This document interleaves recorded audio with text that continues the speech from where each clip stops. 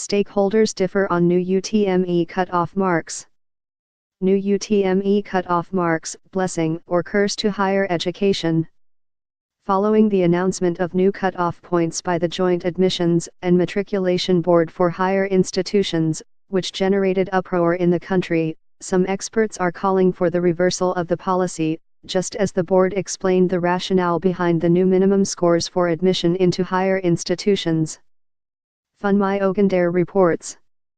The Joint Admissions and Matriculation Board, JAM, last week released new cutoff marks for the 2017/2018 academic session, pegging universities at 120, polytechnics and colleges of education at 100, while innovative enterprising institutes was pegged at 110.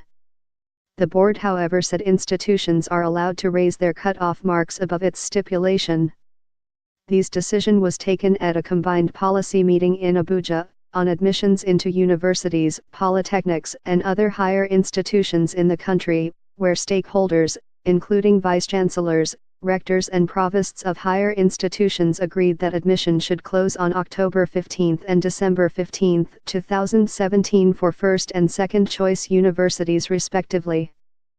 The meeting was also an opportunity for the board to announce that it has lifted the ban on post-unified tertiary matriculation examination, post-UTME. The Minister of Education, Malam Adamu Adamu, had described as a mistake the federal government's ban on tests conducted by universities after the UTME, saying that it was banned because it had become an avenue for corruption. The JAM registrar, Professor Ishaq Oloid, said universities should not go below the minimum 120 cutoff point adopted by the meeting for admissions and called for the adoption of flexible cutoff marks for admission processes by higher institutions in the country.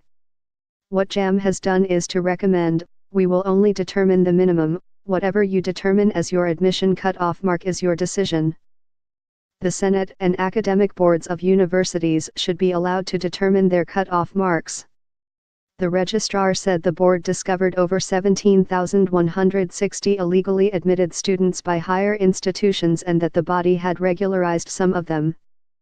30% of those in higher institutions do not take JAM or have less than the cutoff marks.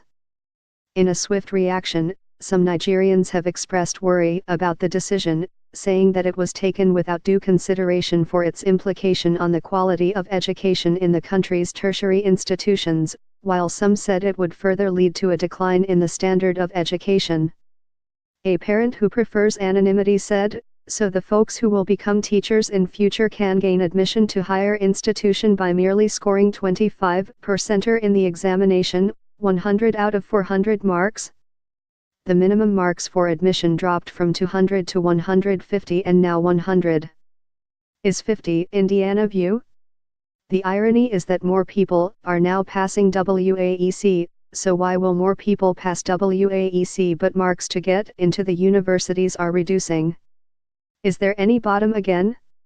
How low can we get? The Education Rights Campaign, UC, also condemned the new cutoff marks announced by the board, saying that it lowers to outrageous levels the minimum requirement for admission into universities, polytechnics and colleges of education, while demanding an urgent reversal of the policy.